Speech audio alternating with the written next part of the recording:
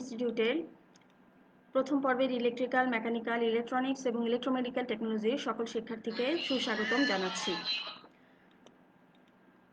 আজকে তোমাদের live class 3 আমার সাথে কেমিস্ট্রি বিষয় কোড হচ্ছে 65913। আমি Sharmin Farzana, instructor non-tech, Rangpur polytechnic institute. আমরা গত ক্লাসে প্রতীক সংকেত পর্যন্ত পড়েছিলাম। আমাদের চ্যাপ্টার চলছে পারমাণবিক গঠন এবং রাসায়নিক বন্ধন। দেখো, আজকের ক্লাসে আমরা পড়ব গাঠনিক সংকেত, পলির বর্জন নীতি, আউটবাউ নীতি, হুন্ডের নীতি, পারমাণবিক ভর, মৌলের তুল্য ভর, যৌগের তুল্য ভর, আণবিক ভর, মোল, গাণিতিক সমস্যা, এই বিষয়গুলো। আমার এ পর্যন্ত দুটো লাইভ ক্লাস হয়েছে। আমি আশা করব যে তোমরা খুব মনোযোগের সঙ্গে লাইভ ক্লাসগুলো দেখেছো। একটা ক্লাস যদি না দেখো তাহলে কিন্তু পরের ক্লাসটি বুঝতে অনেক বেশি সমস্যা হয়। প্রথমে আসলে দেখো গাঠনিক সংকেত। আমরা সংকেত কি সেটা গত ক্লাসে শিখেছি। গাঠনিক সংকেত হচ্ছে একটা যৌগের বা কোনো রাসায়নিক পদার্থের পরমাণু বা মূলকসমূহ কার সাথে কিভাবে বন্ধনযুক্ত আছে তা কতগুলো প্রচলিত প্রতীক ও চিহ্নের মাধ্যমে প্রকাশ করা। আমরা একটা উদাহরণ দিয়ে বুঝি, তাহলে আমাদের বুঝতে আরো বেশি সুবিধা হবে। দেখো, এখানে আছে সালফিউরিক অ্যাসিড। ছবিটা খেয়াল করো। আমার এই যে সংকেতে দুটো হাইড্রোজেন পরমাণু ছিল, একটা সালফার ছিল আর 4টা অক্সিজেন পরমাণু ছিল। আমরা যখন গাঠনিক সংকেত লিখব তখন প্রথমেই দেখো কটা কটা করে আছে সেগুলো লিখে ফেলি। প্রথমে সালফার একটা, তারপরে অক্সিজেন আছে 4টা, হাইড্রোজেন আছে 2টা। এখন এই যে এগুলোকে বলা হয় হাত বা বন্ধনী। এই হাত বা বন্ধনীর সাহায্যে আমরা এভাবে কিন্তু এদের যে রাসায়নিক বন্ধনটা আছে সেই বন্ধনটাকে প্রকাশ করি। এভাবে প্রকাশ করাটাকেই বলা হচ্ছে গাঠনিক সংকেত। দেখো, আমরা আরো কিছু গাঠনিক সংকেত দেখব। এটা হচ্ছে অ্যামোনিয়া NH3, নাইট্রোজেনের সঙ্গে 3টা হাইড্রোজেন পরমাণু হাতের সাহায্যে যুক্ত আছে। আরেকটা দেখি মিথেন CH4, এখানে কার্বনের সাথে 4টা হাইড্রোজেন পরমাণু হাতের সাহায্যে যুক্ত আছে। এভাবে তোমরা আরো কিছু গাঠনিক সংকেত শিখবে, যেমন nitrous acid, bleaching powder, nitric acid, potassium dichromate, phosphoric acid, carbonic acid, sodium carbonate, sodium bicarbonate এবং আরো কিছু আছে। এগুলো তোমাদের বইয়ের ভেতরে খুব সুন্দর করে গাঠনিক সংকেতগুলো কিন্তু দেয়া আছে। এগুলো অতি সংক্ষিপ্ত প্রশ্নে আসে। খুব ভালো করে এই গাঠনিক সংকেতগুলো শিখবে। আচ্ছা, এরপরে যে ইলেকট্রন বিন্যাস আমরা শিখেছিলাম, সেই ইলেকট্রন বিন্যাসে আমি বলেছিলাম যে ইলেকট্রন বিন্যাসটা যে কোনো মৌলের ইলেকট্রন বিন্যাস কিভাবে হয় 3টা নীতি অনুসরণ করে হয়। একটা হচ্ছে পলির বর্জন নীতি, একটা ছিল আউটবাউ নীতি, আর একটা ছিল হুন্ডের নীতি। তাহলে প্রথমে আসো আমরা শিখি যে পলির বর্জন নীতিটা কি। একটা পরমাণুতে যে কোনো দুটি ইলেকট্রনের জন্য 4টি কোয়ান্টাম সংখ্যার মান কখনো একই হতে পারে না। অর্থাৎ একটা পরমাণুতে অবস্থানরত যে কোনো দুটি ইলেকট্রনের মধ্যে কমপক্ষে একটি কোয়ান্টাম সংখ্যা অবশ্যই ভিন্ন হবে। কোয়ান্টাম সংখ্যা কি সেটা কিন্তু আমরা গত ক্লাসে শিখেছি। তাহলে এবার দেখে নাও, আমরা একটা উদাহরণ দেই, পলির বর্জন নীতির একটা উদাহরণ, যেমন হিলিয়াম। হিলিয়ামের ইলেকট্রন বিন্যাস হচ্ছে 1s²। হিলিয়ামের সর্ববহিস্থ শক্তি স্তরে 2টি ইলেকট্রন থাকে। হিলিয়ামের পারমাণবিক সংখ্যাও কিন্তু 2। তাহলে হিলিয়াম হলো 1s²। এখন এর বেলায় আমাদের পলির বর্জন নীতিতে বলা হয়েছে যে যে কোনো দুটি ইলেকট্রনের 4টি কোয়ান্টাম সংখ্যার মান কখনো এক হবে না। তাহলে এই যে হিলিয়ামের দুটো ইলেকট্রন আছে, এর প্রথম ইলেকট্রনের জন্য এই যে আমাদের 4টা কোয়ান্টাম সংখ্যা n=1, l=0, m=0, s=+12। এবারে দ্বিতীয় ইলেকট্রনের জন্য হিসাব করব। দ্বিতীয় ইলেকট্রনের জন্য n এর মান 1, n এর মান কিন্তু 1ই থাকবে কারণ এটা আমার 1s² প্রথম শক্তি স্তরে আছে। আচ্ছা, তারপরে l এর মান 0, m এর মান 0, s এর মান হচ্ছে -12। তাহলে আমরা কি দেখলাম এই দুইটা ইলেকট্রন থেকে? দেখো তো, শুধুমাত্র এই স্পিন কোয়ান্টাম সংখ্যাটা কিন্তু আলাদা, আর বাকি কক্ষপথের আকার, আকৃতি, কৌণিক অবস্থান সবই কিন্তু এক। অর্থাৎ পলির বর্জন নীতি অনুসারে কিন্তু আমরা বলতে পারি একটা পারমাণবিক অরবিটালে সর্বাধিক দুটো ইলেকট্রন থাকতে পারবে যদি তাদের ঘূর্ণন বা স্পিন কোয়ান্টাম সংখ্যার মান ভিন্ন হয়। আচ্ছা, এবার আমরা আরেকটা উদাহরণ দিব পলির বর্জন নীতির। এ ধরনের উদাহরণ যেটা আমরা শিখবো এখন, এরকম পরীক্ষায় তোমাদের আসবে। এখানে আমি দিয়েছি বোরনের দ্বিতীয় ও তৃতীয় ইলেকট্রনের জন্য পলির বর্জন নীতি প্রয়োগ দেখাও। তাইলে আমার প্রথমেই যে কোনো মৌলের জন্য যদি আমার পলির বর্জন নীতি প্রয়োগ করতে বলে, আমার প্রথমে যেটা প্রয়োজন হবে সেটা হচ্ছে ইলেকট্রন বিন্যাস। তাহলে বোরনের ইলেকট্রন বিন্যাস হচ্ছে, দেখো বোরনের পারমাণবিক সংখ্যা 5, তার 5টি ইলেকট্রন আছে, 1s2 2s2 2p1। আমাকে কিন্তু বলেছে দ্বিতীয় এবং তৃতীয় ইলেকট্রন। তাহলে দেখো তো দ্বিতীয় ইলেকট্রনটা কোথায় আছে, এই যে 1s2 এর ভেতরে কিন্তু আমার দ্বিতীয় ইলেকট্রনটি আছে। তাহলে সেক্ষেত্রে আমার 4টা কোয়ান্টাম সংখ্যার মান হবে n = 1, l = 0, m = 0, s = -12। এখানে কিন্তু -12 দিয়েছি আমি, কারণ এটা দ্বিতীয় ইলেকট্রন। আচ্ছা, তৃতীয় ইলেকট্রনটা কোথায় আছে দেখো তো, এই যে 2s2 এর এখানে আছে। তাহলে তৃতীয় ইলেকট্রনের জন্য আমার n এর মান হবে 2। 2 কেন হবে, এখানে যে 2 দেখো দ্বিতীয় শক্তি স্তরে চলে গেছে, তাহলে n এর মান 2, l এর মান 0, m এর মান 0, s এর মান +12। তাহলে কিন্তু পলের বর্জনীতি অনুসারে আমরা দেখলাম যে একই পরমাণু, একই মৌলের পরমাণু, কিন্তু তাদের ইলেকট্রনের যেই কোয়ান্টাম সংখ্যাগুলো আছে সেগুলো কিন্তু একই হয় না। তাহলে এক্ষেত্রে পলের বর্জন নীতি প্রয়োগ করা হয়েছে। এরপরে দেখো আউফবাউ নীতি। আচ্ছা, আউফবাউ নীতি কি, ইলেকট্রন প্রথমে কম শক্তির অরবিটালে প্রবেশ করে, সেই অরবিটাল পূর্ণ করে, তারপরে সে উচ্চ শক্তির অরবিটালে প্রবেশ করবে। এভাবে ইলেকট্রন দ্বারা অরবিটাল পূর্ণ হওয়ার নিয়মকে আমরা আউফবাউ নীতি বলবো।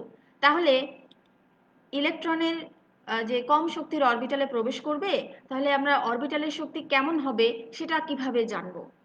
দেখো, কোনো অরবিটালের শক্তি কেমন হবে তা জানার জন্য প্রধান কোয়ান্টাম সংখ্যা n ও সহকারী কোয়ান্টাম সংখ্যা l এর মান ব্যবহার করে হিসাব করা হবে। অর্থাৎ n+l সূত্রের সাহায্যে অরবিটালের শক্তি নির্ণয় করা হয়। আচ্ছা, তাহলে যে অরবিটালের ক্ষেত্রে n+l এর মান কম হবে, সেই অরবিটালের শক্তি কম হবে, সেই অরবিটালে ইলেকট্রন প্রথমে প্রবেশ করবে। যার n+l এর মান বেশি হবে, সে অরবিটালে ইলেকট্রন পরে প্রবেশ করবে। আচ্ছা, এমন যদি হয় যে দুটি অরবিটালের ক্ষেত্রেই n+l এর মান সমান, তাহলে আমরা কি করব? যখন দুটি অরবিটালের ক্ষেত্রে n+l এর মান সমান হবে, তখন যে অরবিটালের ক্ষেত্রে n বা প্রধান কোয়ান্টাম সংখ্যার মান কম হবে, ইলেকট্রন সেই অরবিটালে আগে প্রবেশ করবে। তাহলে আমার আউফবাউ নীতি কি, ইলেকট্রন প্রথমে কম শক্তির অরবিটালে প্রবেশ করে, সে অরবিটাল পূর্ণ করে উচ্চ শক্তির অরবিটালে প্রবেশ করে। ঠিক আছে? আচ্ছা, এবার একটু আউফবাউ নীতির প্রয়োগ দেখি যে কেমন করে এটা হলো। দেখো, এখানে দুইটি অরবিটাল আছে, 3d 4s অরবিটালের মধ্যে ইলেকট্রন আগে কোন অরবিটালে প্রবেশ করবে।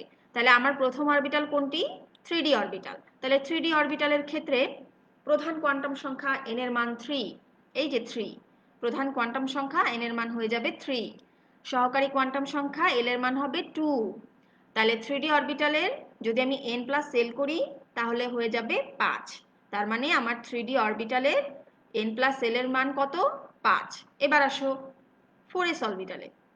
4s অরবিটালের ক্ষেত্রে প্রধান কোয়ান্টাম সংখ্যা n এর মান হবে 4, যেহেতু 4s অরবিটাল। সহকারী কোয়ান্টাম সংখ্যা l এর মান হবে 0। 0 কেন, s অরবিটালের সহকারী কোয়ান্টাম সংখ্যার মান 0 হয়। তাহলে সহকারী কোয়ান্টাম সংখ্যা l এর মান 0, এই দুটাকে যোগ করো, যোগফল হবে 4। তাহলে এখন বলো তো, কার n+l এর মান কম, 4s অরবিটালের n+l এর মান কম। তাহলে আমাদের অ্যান্সার হবে 3d ও 4s অরবিটালের ক্ষেত্রে 4s অরবিটালের n+l এর মান কম হওয়ায় এই অরবিটালের শক্তি কম হবে, ফলে ইলেকট্রন এই অরবিটালে আগে প্রবেশ করবে। আচ্ছা, এরপরে আমরা পড়ব হুন্ডের নীতি। ইলেকট্রন সমূহ s, p, d ও f এদের প্রতিটির অরবিটালে জোড়ায় জোড়ায় প্রবেশ করবে না যতক্ষণ এদের প্রত্যেকে একটি করে ইলেকট্রন প্রাপ্ত না হয়। এটি হচ্ছে হুন্ডের নীতি। তাহলে আমরা উদাহরণ দিয়ে বুঝবো। দেখো, এখানে আমাদের কার্বন পরমাণু নিয়েছি, এর পারমাণবিক সংখ্যা হচ্ছে 6। ইলেকট্রন বিন্যাসটা দেখো, 1s2 2s2 2p2। অর্থাৎ আমার এখানে যেই আমি ইলেকট্রনের বিন্যাসটা দেখিয়েছি, এই পদ্ধতিটাকে বলা হয় বক্স পদ্ধতি। এখানে দেখো, প্রথম যে অরবিটাল আছে 1s অরবিটাল, এখানে দুইটা ইলেকট্রন দ্বারা পূর্ণ হয়ে গেছে। 2s অরবিটালটি খেয়াল করো, দুইটি ইলেকট্রন দ্বারা পূর্ণ হয়ে গেছে। 2p অরবিটালটি দেখো, এখানে আমার কার্বনের বেলায় 2p অরবিটালে দুটি ইলেকট্রন আছে। তাহলে আমরা জানি যে p অরবিটাল হচ্ছে তিনটা, একটা px, py, একটা হচ্ছে pz। যেহেতু আমার ইলেকট্রন আছে দুটি, সুতরাং আমি প্রথমে একটি একটি করে ইলেকট্রন যাবে। তার মানে px এর জন্য একটা, এই দেখো, py এর জন্য একটা, এই যে, আর pz এ যেহেতু নাই, যেহেতু দুইটা ইলেকট্রন শুধু, সুতরাং আমার এর ইলেকট্রন বিন্যাসটা কিন্তু এভাবে হয়ে যাবে।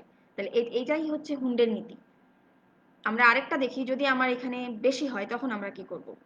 অক্সিজেনের পারমাণবিক সংখ্যা হচ্ছে 8, এর ইলেকট্রন বিন্যাস দেখো 1s2 2s2 2p4, অর্থাৎ আমার 1s অরবিটাল দুইটা ইলেকট্রন দ্বারা পূর্ণ আছে, 2s অরবিটাল দুটো ইলেকট্রন দ্বারা পূর্ণ আছে, আর p অরবিটালে আমার ইলেকট্রন আছে 4টা।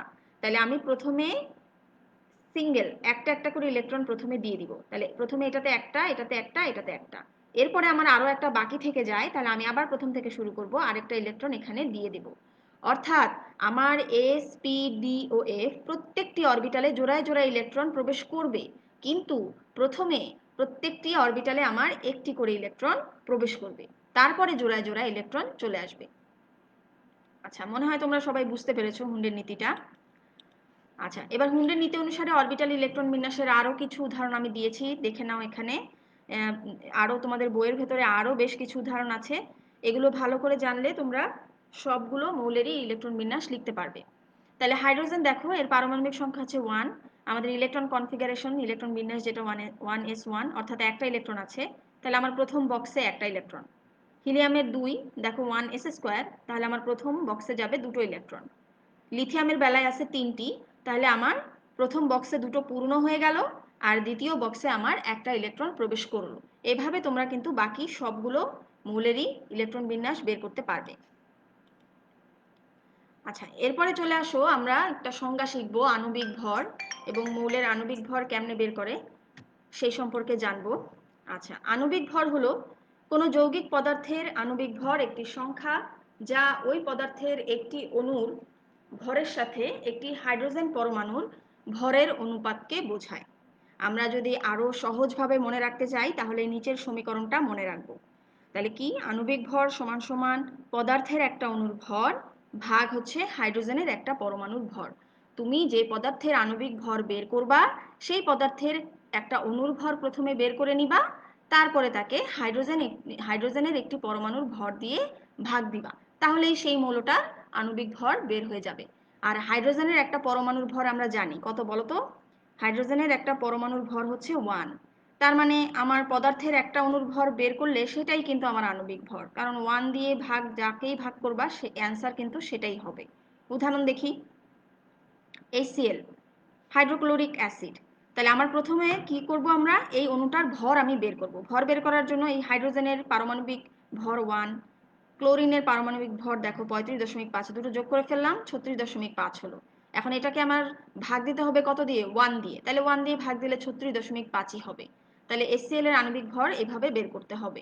এরপর দেখো ক্যালসিয়াম কার্বনেট, কি করতে হবে, প্রত্যেকটা যে মৌল আছে এদের পারমাণবিক ভর প্রথমে লিখবো, তারপরে যোগ করব। তাহলে ক্যালসিয়ামের পারমাণবিক ভর 40, কার্বনের হচ্ছে 12, অক্সিজেনের হচ্ছে 16। আচ্ছা, 16 গুণন 3, 3 কোথা থেকে আসলো? এই যে আমার অক্সিজেন পরমাণু আছে 3টা, সুতরাং আমার অক্সিজেনের পারমাণবিক ভরের সঙ্গে 3 গুণ দিয়ে আমরা এই আণবিক ভর বের করে নিয়ে আসবো। এভাবে আরো দেখো, এখানে ক্যালসিয়াম হাইড্রোক্সাইড আছে, ক্যালসিয়াম ক্লোরাইড আছে, HNO3 আছে, নাইট্রিক অ্যাসিড, এগুলোর সবগুলোর আণবিক ভরই তোমরা বের করতে পারবে। আচ্ছা, এরপর আসো পারমাণবিক ভর। পারমাণবিক ভর হলো কোনো মৌলের এমন একটি সংখ্যা যা ওই মৌলের একটি পরমাণুর ওজন বা ভরের সাথে একটা হাইড্রোজেন পরমাণুর ভরের অনুপাত বা ওজনের অনুপাতকে বোঝায়। এটাও সেম আগেরটার মতনই, এটাকে এই সংজ্ঞাটিকে বলা হয় হাইড্রোজেন স্কেলের সংজ্ঞা। এই সূত্রটা তোমরা মনে রাখবে, তাহলে কিন্তু তোমাদের সংজ্ঞা বলতে অনেক ইজি হবে। তাহলে সূত্রটা কি, যে একটা মৌলের পারমাণবিক ওজন বা ভর সমান সমান হচ্ছে মৌলের একটা পরমাণুর ভর ভাগ হচ্ছে হাইড্রোজেনের একটি পরমাণুর ভর। যেটা কিনা আণবিক ভরে এখানে শুধুমাত্র অণু ছিল, সেটা পারমাণবিক ভরে গিয়ে হয়ে গেছে পরমাণু। এই পার্থক্য, কিন্তু আর কোনো পার্থক্য নাই। তাহলে যদি আমরা এখন অক্সিজেন O2 এর পারমাণবিক ভর বের করতে চাই, তাহলে আমরা কি করব দেখো, আমরা জানি হাইড্রোজেনের একটা পরমাণুর ভর হচ্ছে 1, আর অক্সিজেনের পারমাণবিক ভর কত? 16। এটা হচ্ছে পারমাণবিক ভর। আর এখানে আমি যদি আবার এই অক্সিজেনটারই আণবিক ভর বের করতে চাই, তাহলে পরমাণু আছে কয়টা? 2টা। তাহলে আমি 16কে 2 দিয়ে গুণ দেব, তাহলেই আমার 32 চলে আসলো। অক্সিজেনের আণবিক ভরও কিন্তু আমরা এখান থেকে পেয়ে গেলাম। নিচে আছে দেখো কার্বন স্কেলে পারমাণবিক ভর, অর্থাৎ পারমাণবিক ভরের সংখ্যাটা তোমাদের দুই ধরনের আসতে পারে, একটা হাইড্রোজেন স্কেলে যেটা আমি এইমাত্র পড়ালাম, আর আরেকটি আসতে পারে কার্বন স্কেলে পারমাণবিক ভর। এই সংজ্ঞাটিকেও আমরা এই সূত্রটা দিয়ে মনে রাখবো, তাহলে আমাদের জন্য সুবিধা হবে।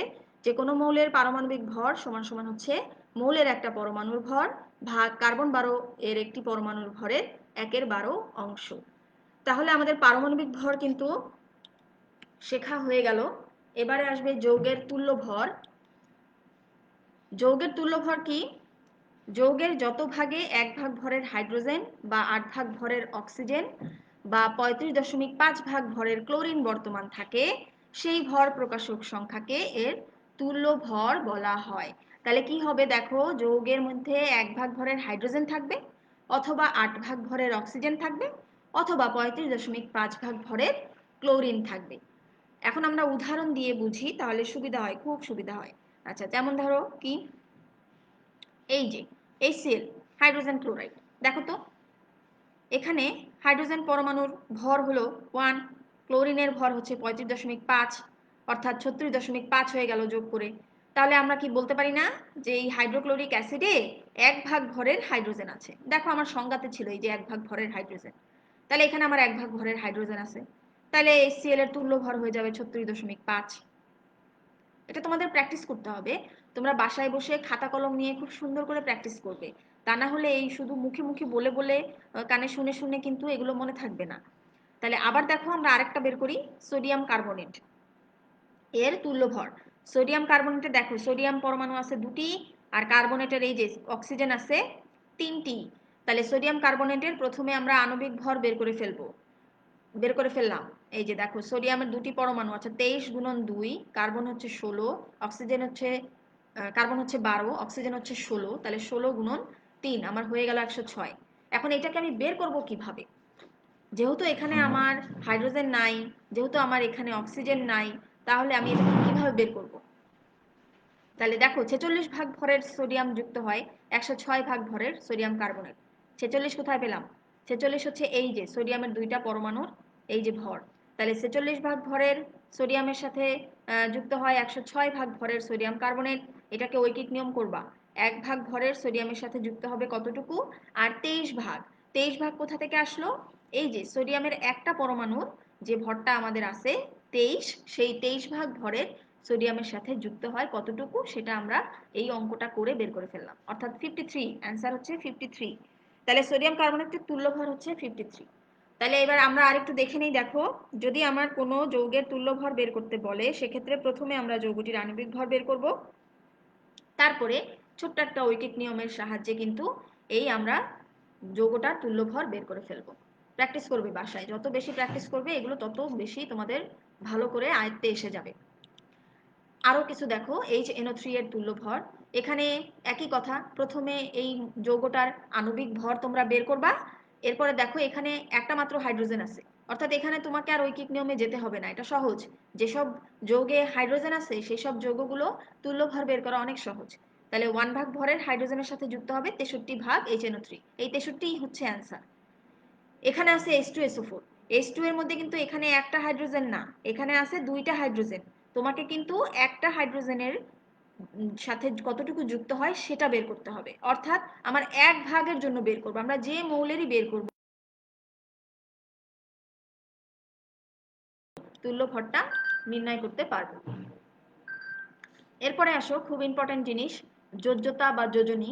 দেখো একটা মৌলের পরমাণুর অন্য কোনো মৌলের সাথে যুক্ত হবার যে ক্ষমতা, সেই ক্ষমতাটাকে আমরা মৌলের যোজ্যতা বা যোজনী বলি। কোনো মৌলের একটা পরমাণুর যতগুলো হাইড্রোজেন পরমাণুর সাথে যুক্ত হয়, অথবা কোনো যৌগ থেকে যতগুলো হাইড্রোজেন পরমাণুকে অপসারিত করা হয়, সেই সংখ্যা দিয়ে ওই মৌলের যোজ্যতা প্রকাশ করা হয়। আচ্ছা, উদাহরণ দেখি, উদাহরণ দেখলে বুঝতে পারবো সহজে। একটা নাইট্রোজেন পরমাণুর 3টা হাইড্রোজেন পরমাণুর সাথে যুক্ত হয়ে একটা অ্যামোনিয়া যৌগ গঠন করে, অর্থাৎ NH3 যৌগে নাইট্রোজেনের যোজনী 3। তাহলে কি হলো দেখো তো, এই যে নাইট্রোজেন কি করে, 3টা হাইড্রোজেন সাথে যুক্ত হয়, যেহেতু সে 3টা হাইড্রোজেনের সাথে যুক্ত হয়, সুতরাং নাইট্রোজেনের যোজনী কিন্তু 3। আচ্ছা, আরেকটা উদাহরণ দেখি। দেখো জিঙ্ক H2SO4 অর্থাৎ সালফিউরিক অ্যাসিডের সাথে বিক্রিয়া করে কি করে, জিঙ্ক এই H2 কে অপসারিত করে, হাইড্রোজেন সালফেট থেকে H2 কে অপসারিত করে সে নিজে জিঙ্ক সালফেট তৈরি করে, এবং এই দেখো হাইড্রোজেনটা আলাদা রয়ে যায়। তাহলে আমার জিঙ্ক বা দস্তা হাইড্রোজেনের সঙ্গে যুক্ত হয় না, কিন্তু H2SO4 এর সঙ্গে বিক্রিয়া করে দুটি হাইড্রোজেন পরমাণুকে অপসারিত করে। সুতরাং এখানে কিন্তু জিঙ্কের যোজ্যতা হবে 2। আর একটা উদাহরণ দেখো, ক্লোরিন পরমাণু একটা হাইড্রোজেন পরমাণুর সাথে যুক্ত হয়ে একটা HCl গঠন করে, সুতরাং ক্লোরিনের যোজ্যতা 1। এই তিনটা উদাহরণ দেখে কি বুঝলা, কি বুঝতে পারলা এই তিনটা উদাহরণ দেখে? প্রথমটাতে কি ছিল, হাইড্রোজেন যুক্ত হয়, যতটা হাইড্রোজেন যুক্ত হয় সেটাই তার যোজনী। দ্বিতীয়টাতে যে কটা হাইড্রোজেন অপসারিত করে সেটাই সেই মৌলটার যোজনী। তারপরেরটা কি, অর্থাৎ হাইড্রোজেন যুক্ত হলে যোজনী পাবো, হাইড্রোজেনকে অপসারিত করলে যোজনী পাবো। আচ্ছা, এখন দেখো নিষ্ক্রিয় গ্যাসগুলো অন্য কোনো মৌলের সঙ্গে যুক্ত হবার কোনো ক্ষমতা নাই, তাই এদের যোজনীয় নাই, অর্থাৎ এদের যোজনী কি, শূন্য। এখন নিষ্ক্রিয় গ্যাস কোনগুলা, তোমাদের পর্যায় সারণীতে নিষ্ক্রিয় গ্যাস পর্যায় সারণী খুব ভালো করে শিখতে হবে। পর্যায় সারণীতে 6টা নিষ্ক্রিয় গ্যাস আছে, হিলিয়াম, নিয়ন, আর্গন, ক্রিপ্টন, জেনন, রেডন। এই 6টা গ্যাস কি করে, অন্য কোনো মৌলের সঙ্গে তারা যুক্ত হয় না, তাই এদের যোজনীকে আমরা কি বলবো, শূন্য। আচ্ছা, এখানে দেখো যে 4টা দিয়ে দিছি, এই 4টা মানে তোমাদের যোজনী, এই 4টা বুঝতে পারলে আর যোজনী আর কোনো কঠিন বিষয় হবে না। দেখো প্রথমটা ছিল HCl যৌগ, যুক্ত হাইড্রোজেন পরমাণুর সংখ্যা কয়টা, একটা, তাহলে ক্লোরিনের যোজনী হচ্ছে 1। পানি H2O, কয়টা হাইড্রোজেন যুক্ত হয়েছে, 2টা, তার মানে অক্সিজেনের যোজনী কিন্তু 2। নাইট্রোজেনের সঙ্গে 3টা হাইড্রোজেন যুক্ত হয়েছে, অর্থাৎ নাইট্রোজেনের যোজনী কিন্তু 3। এটা মিথেন, মিথেনে কয়টা হাইড্রোজেন যুক্ত হয়েছে, 4টা, তাহলে কার্বনের যোজনী হবে কিন্তু আমার 4টা। আচ্ছা, এরপরে দেখো আমাদের যোজনী শেষ হয়ে গেল। এরপরে আমরা যেটা শিখবো সেটা হচ্ছে পারমাণবিক ভর, তুল্য ভর এবং যোজ্যতার মধ্যে সম্পর্ক। এই তিনটার সম্পর্ক আমাদের শিখতে হবে। তাহলে প্রথমে আমরা কি করব, পারমাণবিক ভরের সংজ্ঞা লিখব। তাহলে পারমাণবিক ভর কি, যে একটা মৌলের পরমাণুর ভরকে আমরা হাইড্রোজেনের একটা পরমাণুর ভর দিয়ে ভাগ দিব, তাহলে আমরা পারমাণবিক ভর পেয়ে যাব। তারপরে যোজ্যতা কি, একটা মৌলের সাথে অপর মৌলের যুক্ত হওয়ার যে সামর্থ্য তাকে যোজ্যতা বলে। অর্থাৎ এই সম্পর্কটা বের করার সময় তোমাকে এই তিনটার সংজ্ঞাটা লিখতে হবে। প্রথমে সংজ্ঞা তিনটা লিখবা, লেখার পরে ধরবা, এগুলো সবগুলোকে ধরবা, যে পারমাণবিক ভর হচ্ছে A, তুল্য ভরকে ধরেছি E, যোজ্যতাকে ধরলাম V। এবারে যে যোজ্যতার যে সংজ্ঞাটা আছে এই সংজ্ঞাটা লিখে আমরা ঐকিক নিয়মে এটা বের করে ফেলবো। কিরকম, যোজ্যতার সংজ্ঞানুসারে V সংখ্যক হাইড্রোজেন পরমাণু উক্ত মৌলের একটি পরমাণুর সাথে যুক্ত হয়, অর্থাৎ V ভাগ ভরের হাইড্রোজেন যুক্ত হয় A ভাগ ভরের মৌলের সাথে, 1 ভাগ ভরের হাইড্রোজেন যুক্ত হবে কতটুকু মৌলের সাথে। তাহলে আমার যোজ্যতার সংজ্ঞা ছিল যে একটা মৌলের সাথে অপর মৌলের যুক্ত হওয়ার সামর্থ্যটাকেই বলে যোজ্যতা। তার মানে আমি লিখতে পারি যোজ্যতা E সমান সমান A/V। এরপর এটাকে শুধু সমান সমানের এপাশ ওপাশ করো, এর মানটা বের করে নিয়ে আসো, A = EV। তাহলে এ হচ্ছে আমার পারমাণবিক ভর সমান সমান তুল্য ভর গুণন যোজ্যতা। এই যে সূত্রটা এইমাত্র শিখলা, এই সূত্রটা কিন্তু আমাদের অঙ্ক করতে হবে, আর এই প্রশ্নটা ছোট প্রশ্নে অনেকবার এসেছে, কাজে এই প্রশ্নটা কিন্তু ইম্পর্টেন্ট। আর এই সূত্রখানা মনে রাখবা, এই সূত্রটা দিয়ে আমরা গাণিতিক সমস্যাগুলো করব। আচ্ছা, এরপরে দেখো একটা মজার জিনিস, পরিবর্তনশীল যোজনী বা যোজ্যতা। সেটা হলো আমরা এতক্ষণ দেখলাম যে বিভিন্ন মৌলের যোজনী কিভাবে বের করতে হয়। এখন দেখা গেছে কিছু মৌল আছে এরকম যে তাদের কিন্তু একাধিক যোজনী থাকে, সেই ভিন্ন ভিন্ন যোজনীকে পরিবর্তনশীল যোজনী বলা হয়। উদাহরণ দিই, দেখো কার্বন ও অক্সিজেনের 2টা যৌগ দেখো, কার্বন মনোক্সাইডে কার্বনের যোজ্যতা হচ্ছে 2, আবার কার্বন ডাইঅক্সাইডে কার্বনের যোজ্যতা কিন্তু 4। তার মানে কার্বন কিন্তু পরিবর্তনশীল যোজনী প্রদর্শন করে। আচ্ছা, আবার আরেকটা দেখি, ফসফরাস ও ক্লোরিনের যৌগ, ফসফরাস ট্রাইক্লোরাইডে ফসফরাসের যোজ্যতা হচ্ছে 3, এই যে 3টা ক্লোরিনকে অপসারণ করে ফসফরাস। আবার ফসফরাস পেন্টাক্লোরাইড PCl5, এখানে দেখো ফসফরাস কি করে, 5টা ক্লোরিনকে অপসারণ করে, তাহলে ফসফরাসের যোজ্যতা হচ্ছে 5। তার মানে ফসফরাসও কিন্তু একটা পরিবর্তনশীল যোজনী প্রদর্শন করে, একবার তার 3 হয়, একবার 5 হয়। আচ্ছা, এরপরে যেটা শিখবো সেটা হচ্ছে যোজ্যতার ইলেকট্রনিক মতবাদ। এটিও পরীক্ষায় ভালোই তোমাদের আসে, একটু ভালো করে শুনে নাও। কোনো মৌলের একটি পরমাণু অপর মৌলের একটি পরমাণু থেকে যে কয়টি ইলেকট্রন গ্রহণ করে বা প্রদান করে তা ওই মৌলটার যোজ্যতা নির্দেশ করে। কোনো মৌলের পরমাণু যদি যৌগ গঠনে অপর মৌলের পরমাণু বা মূলককে ইলেকট্রন প্রদান করে তবে এর যোজ্যতা ধনাত্মক হয় এবং ইলেকট্রন সংখ্যাটি এর যোজ্যতা নির্দেশ করে। সাধারণত ধাতুসমূহ ও হাইড্রোজেন ধনাত্মক যোজ্যতা প্রকাশ করে। আবার যৌগ গঠনের ক্ষেত্রে কোনো পরমাণু বা মূলক যদি ইলেকট্রন গ্রহণ করে তবে এর যোজ্যতা ঋণাত্মক ধরা হয় এবং এই ইলেকট্রন সংখ্যাই হয় এর যোজ্যতা। এর মূল কথা কি? মূল কথা হচ্ছে যে একটা পরমাণু অপর একটি পরমাণু থেকে যে কয়টা ইলেকট্রন গ্রহণ করবে বা প্রদান করবে সেটার যোজ্যতা নির্দেশ করে। যে কয়টি ইলেকট্রন প্রদান করবে সেই ইলেকট্রনের সংখ্যাটাই হচ্ছে যোজ্যতা। আর ইলেকট্রন যদি প্রদান করে তাহলে যোজ্যতা হবে ধনাত্মক, আর ইলেকট্রন যদি গ্রহণ করে তাহলে যোজ্যতা হবে ঋণাত্মক, এবং যে কয়টি ইলেকট্রন গ্রহণ করবে সেইটাই হবে সেই মৌলটার যোজ্যতা। দেখো সোডিয়াম ক্লোরাইড গঠন করব। সোডিয়াম ক্লোরাইড কি হলো, এখানে Na প্লাস আর Cl মাইনাস আছে। দেখো তার মানে এই প্লাসটা দেখে কিন্তু আমি বুঝতে পারলাম যে এই যে সোডিয়াম এ কিন্তু কি করছে, ইলেকট্রন প্রদান করেছে, আর ক্লোরাইড কি করেছে, গ্রহণ করেছে। আমরা ইলেকট্রন বিন্যাস দেখি। সোডিয়ামের ইলেকট্রন বিন্যাস দেখো 1s square 2s square 2p6 3s1। এখানে 3s অরবিটালে মাত্র একটি ইলেকট্রন আছে। আবার ক্লোরিনেরটা যদি দেখি 1s square 2s square 2p6 3s square 3p5, অর্থাৎ ক্লোরিনের সর্ববহিস্থ শক্তি স্তরে কিন্তু 5টি ইলেকট্রন আছে এই যে পি অরবিটালে। আমরা জানি যে পি অরবিটালে 6টা ইলেকট্রন থাকে সর্বোচ্চ। তার মানে এই ক্লোরিনের কিন্তু একটা ইলেকট্রন কম আছে আর সোডিয়ামের একটা ইলেকট্রন বেশি আছে। তাহলে এরা যদি এখন NaCl গঠন করে, সোডিয়াম ক্লোরাইড গঠন করে, অর্থাৎ সোডিয়াম যদি ক্লোরিনকে একটি ইলেকট্রন দিয়ে দেয় তাহলে কিন্তু এরা দুজনেই স্থিতিশীল ইলেকট্রন বিন্যাস অর্জন করবে।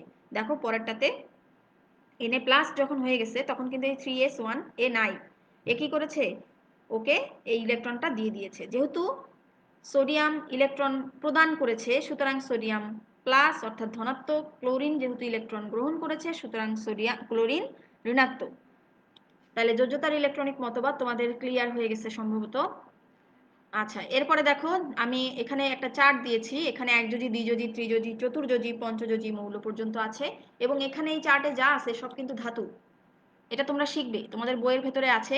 অধাতুরও দেখবা এরকম চার্ট করে দেওয়া আছে, এরকম চার্ট করেই তোমরা শিখবা, মনে থাকবে। তাহলে এই দুটি চার্ট অর্থাৎ ধাতুর যোজনীর শ্রেণীবিভাগ আর অধাতুর যোজনীর শ্রেণীবিভাগ, এই দুইটা চার্ট খুব ভালো মতন মুখস্থ করে ফেলবে।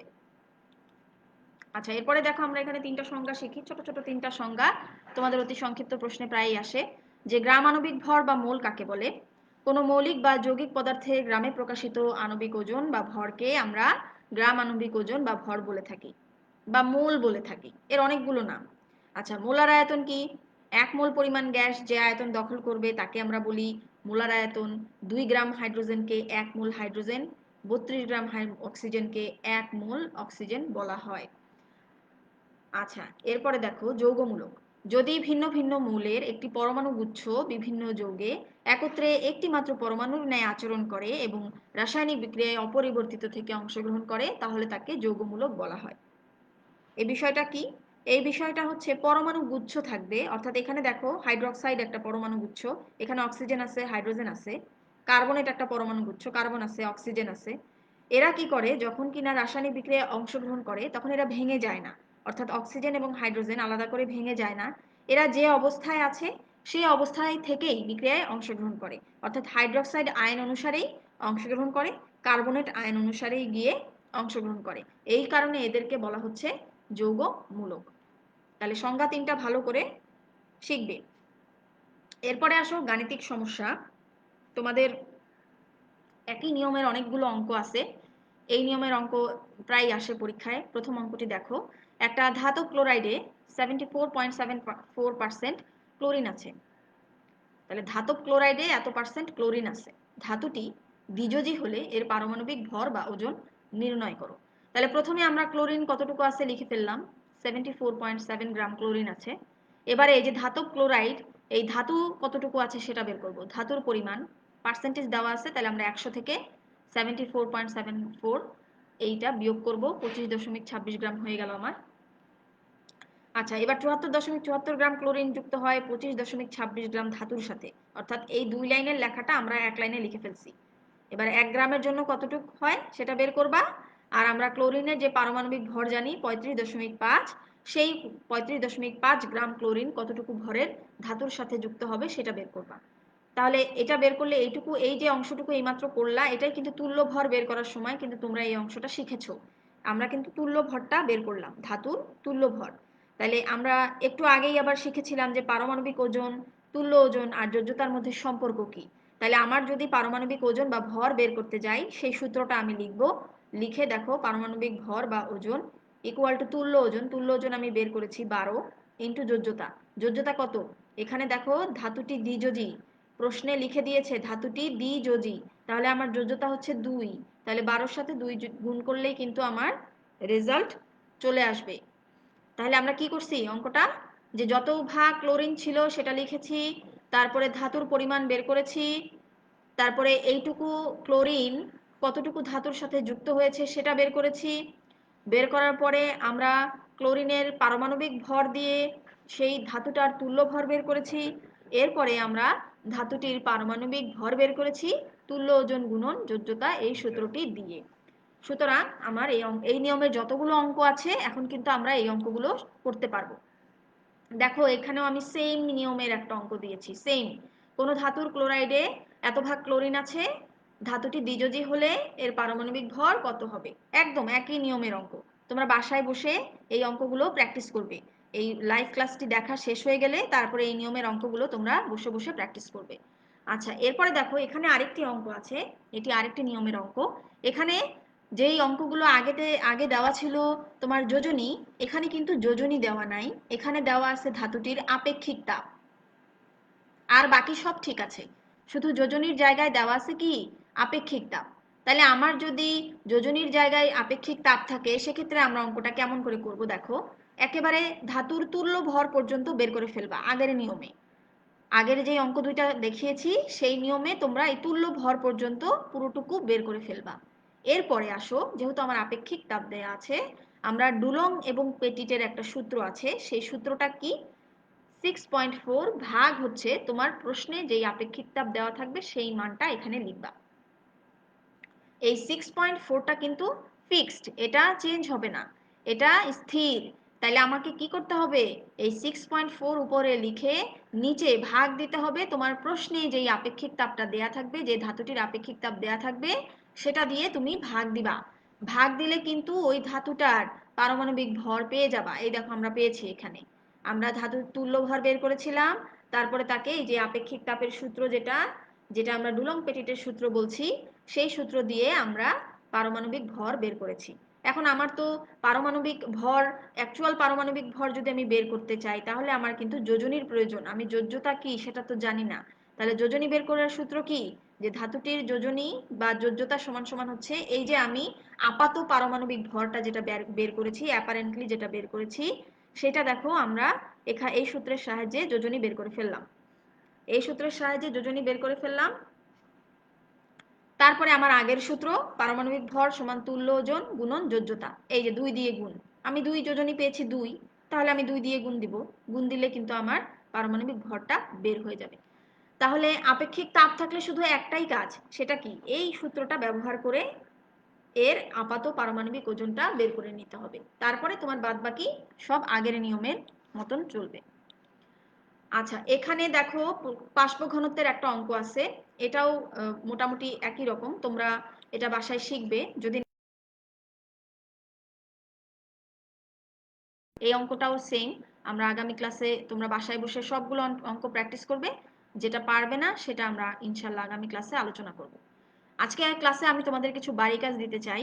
দেখো, প্রথম বাড়ি কাজটা হচ্ছে যে পলির বর্জন নীতি, আউটবাউ নীতি, হুন্ডের নীতি, এগুলো তোমরা খাতায় লিখবে সুন্দর করে, একেবারে বক্স পদ্ধতি করে যেভাবে আমি শিখিয়েছি সেভাবে করবে। তারপরে 2 নাম্বার বাড়ি কাজটা হলো copper, chromium, sodium, potassium, chlorine, silicon, calcium, zinc, এই কটি মৌলের ইলেকট্রন বিন্যাস খুব ভালো মতন লিখবে। 3 নাম্বার হচ্ছে 3d এবং 4p অরবিটালের মধ্যে ইলেকট্রন কোন অরবিটালে আগে প্রবেশ করবে সেটা লিখবে। আর দেখো, এটা ইম্পর্টেন্ট প্রশ্ন, দেখো বিভিন্ন সালে যে অঙ্কগুলো আসছে সেই অঙ্কগুলো করবা, ঠিক আছে? অর্থাৎ তোমাদের একই নিয়মের অঙ্ক অনেকগুলো আছে, তাইলে আমি যদি সালে যে অঙ্কগুলো আসছে সেই অঙ্কগুলোই বারে বারে প্র্যাকটিস করি, তাহলে কিন্তু বলা যাবে যে পরীক্ষার সময় ইনশাল্লাহ আমরা একটা অঙ্ক করতে পারবো।